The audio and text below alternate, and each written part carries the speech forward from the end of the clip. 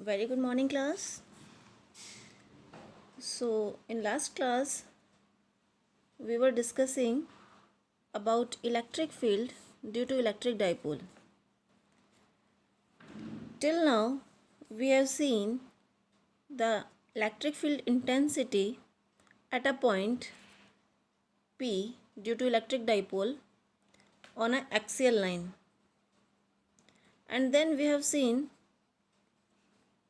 electric field at point P due to the electric dipole at equatorial line. In case of axial line, we have seen that if this is electric dipole, this is plus q, this is minus q, and this is the length between these two charges, and this is the center point,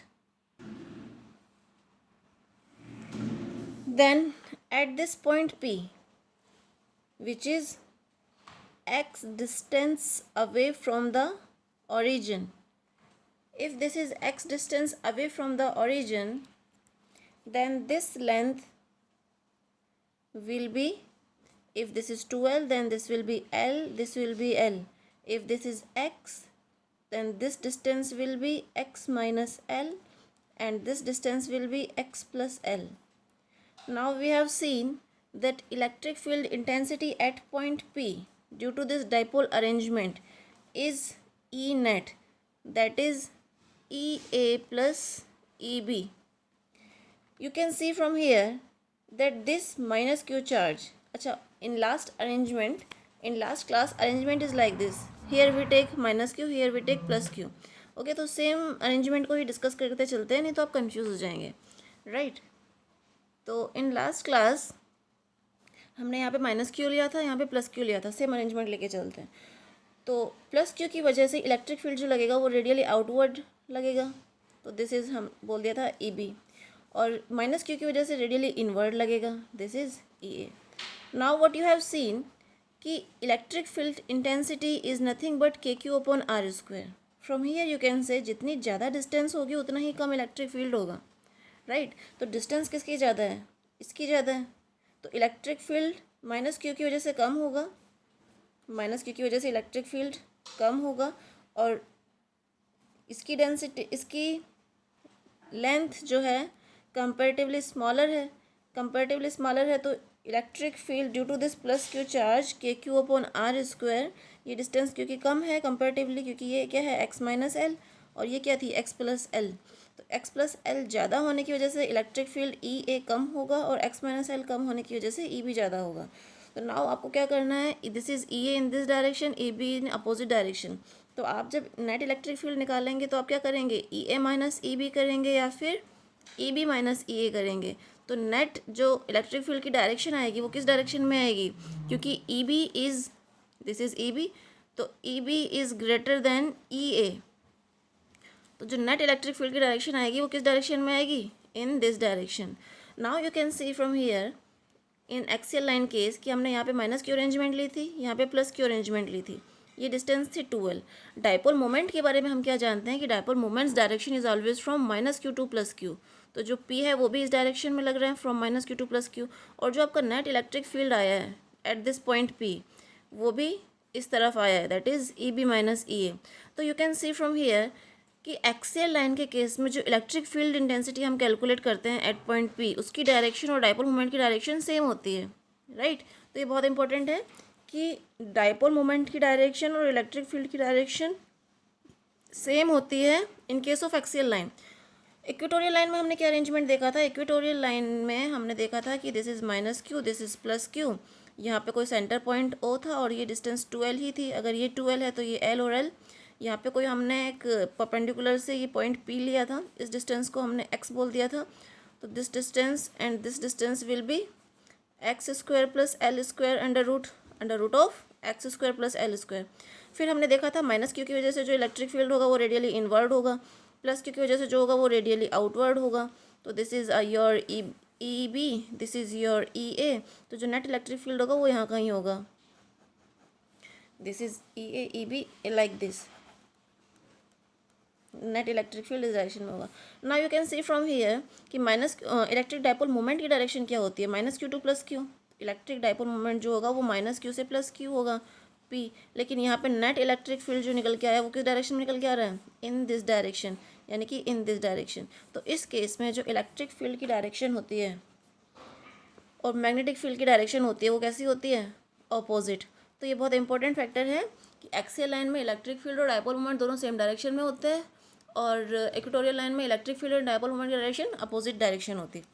तो ये हम discuss कर चुके थे, ये क्यों बताया है मैंने, क्योंकि अभी जो हम टॉपिक पढ़ने वाले हैं उसमें ये चीज़ काम आने वाली है। दैट्स वाई मैंने आपको ये रिकॉल करवाया है कि ऐसे आया था। एक चीज़ और हमने देखी थी कि अगर हम एक्सियल लाइन की बात करते हैं तो इलेक्ट्रिक फील्ड इंटेंसिटी हमने कैलकुलेट की थी 2kp/r³, और इक्वेटोरियल के लिए हमने कैलकुलेट की थी kp/r³, राइट। तो ये भी याद रखना, अभी काम आएगा आगे। अब हमें क्या करना है, जो थर्ड केस है, थर्ड केस में electric field intensity find out करनी है। Find out electric field at a point, at a random point. बस डिफरेंस क्या है, रैंडम पॉइंट पे फाइंड आउट करनी है। At random point P due to electric dipole. जो लास्ट दो केस हमने देखे थे उसमें मैंने देखा था कि या तो एक्सियल लाइन पे हो इस पॉइंट पर, और या फिर इक्वेटोरियल लाइन पे हो। अब हम कह रहे हैं कि डाइपोल अरेंजमेंट तो यही है, फ्रॉम -q to +q। पर अब कोई ज़रूरी नहीं है कि हम एक्सियल लाइन पे ही डिस्कस करना चाह रहे हैं या फिर इक्वेटोरियल लाइन पे ही हो वो पॉइंट, वो भी ज़रूरी नहीं है। किसी रैंडम पॉइंट P पर हमको इस डाइपोल की वजह से electric field intensity find out करनी है। तो वो कैसे होगा, इसको करने के लिए हम हेल्प लेते हैं पोलर कोऑर्डिनेट सिस्टम की। पोलर कोऑर्डिनेट सिस्टम r θ जिसको हम बोलते हैं, या x θ जिसको बोलते हैं। जैसे XY कोऑर्डिनेट सिस्टम होता है, this is x axis, this is y axis. इस x एक्सिस और y एक्सिस की हेल्प से मैं 2D प्लेन में कोई सा भी पॉइंट फाइंड आउट कर सकती हूँ अगर मेरे पास दोनों कोऑर्डिनेट हैं तो। एग्री करते हो इस बात से। ठीक इसी तरह से अगर मेरे पास पोलर कोऑर्डिनेट है r और θ, ठीक है, r और θ, तो इसकी हेल्प से भी मैं 2D में कोई भी पॉइंट हो उसकी लोकेशन फाइंड आउट कर सकती हूँ। क्योंकि अगर वो इस पॉइंट पे है तो θ विल बी लाइक दिस, अगर ये इस पॉइंट पे है तो θ विल बी लाइक दिस, अगर वो इस पॉइंट पे है यहाँ पे समवेयर हियर तो θ विल बी लाइक दिस। तो डायरेक्शन चेंज हो रही है अगर तो θ आपकी हेल्प करेगा, और अगर डिस्टेंस चेंज हो रही है तो आपकी r हेल्प करेगा। ठीक है, तो r और θ की हेल्प से हम कोई सा भी पॉइंट हो कहीं पे भी हो उसकी लोकेशन फाइंड आउट कर सकते हैं। तो इस केस में अभी हमें क्या करना है, इस केस में हमको करना है -q और +q जो कि डाइपोल अरेंजमेंट सेटअप कर रहे हैं, इसकी वजह से किसी रैंडम पॉइंट P पे, now this random point is not on axial line और not on a equatorial line, कोई रैंडम पॉइंट है। इस पॉइंट पर हमको electric field intensity find out करनी है due to this dipole arrangement. This is the distance 2L और this is the centre point O। अब इस O से इस पॉइंट पर हम एक लाइन ड्रॉ करेंगे, राइट, और इसकी डिस्टेंस हमने बोल दी है R, क्योंकि ये सेंटर पॉइंट है ना इलेक्ट्रिक डाइपोल का, और ये पॉइंट P है जहाँ पे electric field intensity find out करनी है। इनकी बीच की डिस्टेंस R है, ठीक है, और ये एंगल कितना बना रहा है, ये एंगल बना रहा है θ। नाउ सी,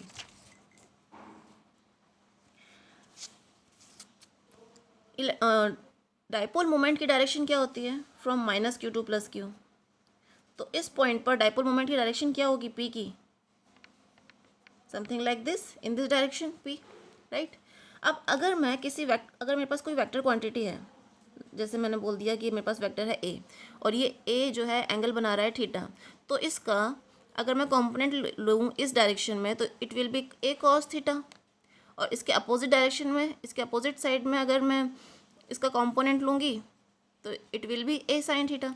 यानी कि एक वेक्टर को मैं दो कंपोनेंट में तोड़ सकती हूँ, ब्रेक कर सकती हूँ। तो अगर मुझे वेक्टर A की स्टडी करनी है तो मैं वेक्टर A की स्टडी ना करके A cos θ and A sin θ की हेल्प से भी उसको कैलकुलेट कर सकती हूँ। आपके पास दो चॉइसेस हैं, या तो आप A से कैलकुलेट कर लो, वेक्टर A को की हेल्प से कैलकुलेट कर लो, या फिर वेक्टर A की हेल्प ना लेके A cos θ और A sin θ को कंसर्न करो। ठीक यही काम हम इसमें करेंगे। अभी ये आपके पास एक वेक्टर है P, ठीक है। अब इसके हम इसको हम दो कंपोनेंट में डिवाइड करेंगे। तो कंपोनेंट में डिवाइड करने के लिए लेट से ये जो है 90 डिग्री के एंगल पे हैं दो, राइट, ये 90 डिग्री का एंगल हो गया। तो P का एक कंपोनेंट तो होगा in this direction P cos theta, agree कर रहे हो, और एक कंपोनेंट जो होगा वो अपोजिट डायरेक्शन में लाइक दिस, इसमें होगा आपका P sin थीटा। ये बात समझ में आई भाई? आपके पास कोई वेक्टर था A, ठीक है, अब आप इस वेक्टर से कुछ स्टडी करना चाह रहे हो, तो आप इस वेक्टर ए को कंसिडर ना करके इसके कंपोनेंट को भी तो कंसिडर कर सकते हो, ए कॉस थीटा और ए साइन थीटा। पहले ए कॉस थीटा की हेल्प से निकाल लो, फिर ए साइन थीटा की हेल्प से निकाल लो, दोनों को एडअप कर दोगे तो वो ए ही तो आएगा, राइट। ठीक यही केस हमने इस पर भी किया है कि जो माइनस क्यू और प्लस क्यू डायपोल अरेंजमेंट बना रहे थे, उसकी वजह से डायपोल मोमेंट था P in this direction from minus Q two plus Q. इससे क्या किया हमने, इसको दो पार्ट्स में ब्रेक कर दिया, एक तो था थीटा की तरफ पी कॉस थीटा, एक है थीटा के अपोजिट पी साइन थीटा। अब हम इस पी की वजह से इस पॉइंट पी पर इलेक्ट्रिक पी कंफ्यूज जाओगे, P for dipole moment, P for point, तो हम इसको के मान लेते हैं, चलो ठीक है के मान लेते हैं। पी से पी कंफ्यूज हो जाओगे कि पी डाइपोल मोमेंट है कि पॉइंट है, तो इसलिए मैंने इसको के ले लिया, राइट। तो ये पॉइंट के हो गया। अब आपको पॉइंट के पर electric field intensity find out करनी है। अब इस P की वजह से electric field intensity find out ना करके हम इन दो कंपोनेंट की वजह से इस पॉइंट पर electric field intensity find out करेंगे। ऐसा क्यों किया? ऐसा करने का रीज़न क्या है? रीज़न ये है कि अगर मैं P की हेल्प से K पर electric field intensity find out करती तो शायद नहीं कर पाती, पर वी नो कि एक्सियल लाइन पर और इक्वेटोरियल लाइन पर किस तरह से electric field intensity find out की जाती है। तो इस P cos थीटा के लिए, इस P cos थीटा के लिए ये जो K है ये एक्सियल लाइन पे ही है। सी, जब यहाँ पे माइनस क्यू और प्लस क्यू था, ये डाइपोल मोमेंट था P, और इससे किसी पॉइंट P पर हमको electric field intensity find out करनी थी, राइट। इस पॉइंट P पर electric field intensity find out करनी थी, तो ये इसकी रेडियल डायरेक्शन में तो था, इन दिस डायरेक्शन। तो सेम यही है, बस डिफरेंस क्या है, वहाँ पे डाइपोल मोमेंट P था, यहाँ पे dipole moment P cos theta है। तो जब हमने फॉर्मूला यूज़ किया था, वहाँ पे कौन सा फॉर्मूला डिराइव किया था एक्सियल के लिए? एक्सियल के लिए हमने फॉर्मूला डिराइव किया था electric field intensity is 2kp upon r cube, right. और इक्वेटोरियल के लिए क्या था? kp upon r cube. तो यहाँ पे P in this case axial line के लिए P cos थीटा हो जाएगा, और इक्वेटोरियल कैसे? देखो ये P sin थीटा है। अगर हमारी अरेंजमेंट इस तरह से थी from minus Q two plus Q, और दिस इज दिस, और ये इक्वेटोरियल लाइन, तो ये इसके परपेंडिकुलर में था कि नहीं? परपेंडिकुलर में था ना ये पॉइंट के, राइट। फिर हमने इसका electric field intensity find out की थी इन दिस डायरेक्शन। तो अभी इसके लिए P sin थीटा के लिए ये 90 डिग्री का एंगल है कि नहीं है? यानी कि P sin थीटा के रेफरेंस में ये पॉइंट के इक्वेटोरियल लाइन पे है, तो फॉर्मूला कौन सा लग जाएगा? kp upon r cube. बस P की जगह क्या आ जाएगा? P cos theta. तो इसलिए हमने P को कंसिडर ना करके हमने P cos थीटा और P sin थीटा को कंसिडर किया है, जिससे हमारी कैलकुलेशन ईजी हो गई है। P को कंसिडर करके अगर मैं K पर electric field intensity find out करती तो वो शायद नहीं कर पाती, लेकिन P को हमने दो पार्ट में डिवाइड कर दिया, P cos थीटा और P sin थीटा की टर्म में। अब ये P cos थीटा के रेफरेंस में तो आ गया किस में? एक्सियल लाइन में। और P sin थीटा के रेफरेंस में किस में आ गया? इक्वेटोरियल लाइन में, क्योंकि दिस इज परपेंडिकुलर। और दोनों के फॉर्मूले हमें याद है, हम लास्ट क्लास में डिराइव कर चुके हैं एक्सियल और इक्वेटोरियल के, ठीक है। तो अगर मैं P cos थीटा की वजह से electric field intensity find out करूंगी तो it will be 2kp upon r cube, 2kp upon r cube. लेकिन यहाँ पे P क्या है? P is nothing but P cos theta, तो एक इक्वेशन तो ये आ गई, राइट। और P sin थीटा की वजह से इलेक्ट्रिक फील्ड इंटेंसिटी क्या होगी? kp upon r cube, kp upon r cube. यहाँ पे P क्या है? P is P sin theta. तो आपके पास दो इलेक्ट्रिक फील्ड आ गए, E1 और E2। नाउ इनकी डायरेक्शन क्या होगी? सी, आपने देखा था कि एक्सियल में जो डायरेक्शन होती है वो P के अलॉन्ग ही होती है इलेक्ट्रिक फील्ड की। अभी अभी डिस्कस किया था ना in the starting of the class किस तरह से। तो E1 की डायरेक्शन तो हो जाएगी same in this direction, P cos theta की डायरेक्शन के अलॉन्ग ही E1 की डायरेक्शन होगी। और इक्वेटोरियल के केस में होती है अपोजिट। अगर यहाँ पे P है तो P के अपोजिट इलेक्ट्रिक फील्ड होता है। तो यहाँ पे P कितना है? P sin theta in this direction, तो इसके अपोजिट हो जाएगा इन दिस डायरेक्शन। तो ये आ जाएगी आपकी P sin theta. P sin theta नहीं, E2, इसके बस अपोजिट हो जाएगा, राइट।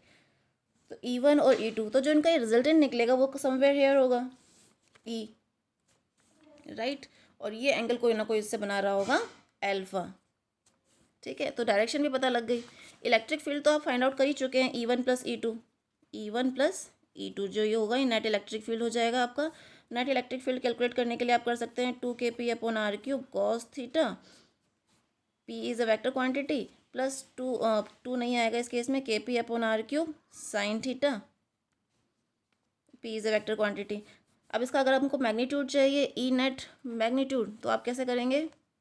तो आप करेंगे this square plus this square under root, ठीक है। तो इसका स्क्वायर करते हैं 2kp/r³ cos थीटा का square plus kp/r³ sine theta square, ठीक है। तो देखो kp/r³ दोनों का स्क्वायर हो रहा है और अंडर रूट भी हो रहा है, कॉमन लेके बाहर लेंगे तो एज इट इज़ आ जाएगा kp/r³ बाहर। बचता क्या है अंदर? 2 cos थीटा का स्क्वायर, 2 cos थीटा का square that means 4 cos square theta plus sine square theta, ठीक है। और इसमें अंडर रूट भी है। अब देखो अगर मैं 4 cos स्क्वायर थीटा से 1 cos स्क्वायर थीटा बाहर ले लूँ तो cos square theta plus sine square theta बन रहा है ये, and that's value is always 1। तो यहाँ पे मैं लिख सकती हूँ 3 cos स्क्वायर थीटा प्लस 1 का अंडर रूट, इसको रिप्लेस करके लिख सकती हूँ ना। तो दैट मीन्स द नेट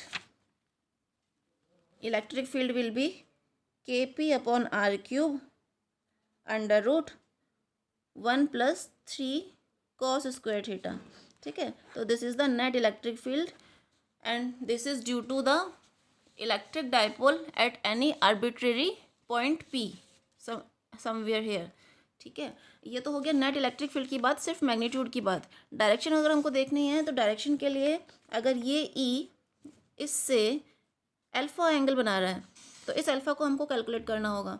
तो अल्फ़ा क्या हो जाएगा? ये अल्फ़ा के लिए हम tan अल्फ़ा यूज़ कर सकते हैं। tan alpha will be E2/E1, right. tan alpha will be E2/E1। E2 कितना है आपका? E2 किसकी वजह से था? P साइन थीटा की वजह से, P साइन थीटा की वजह से था। तो ये था आपका kp/r³ E2/E1। और E1 कितना था? 2kp, यहाँ पे साइन थीटा भी तो था। और E2, ये देखो ये अल्फ़ा है ना, अल्फ़ा कैलकुलेट करना चाह रहे हैं तो मैं tan अल्फ़ा निकाल रही हूँ। tan alpha will be E2/E1।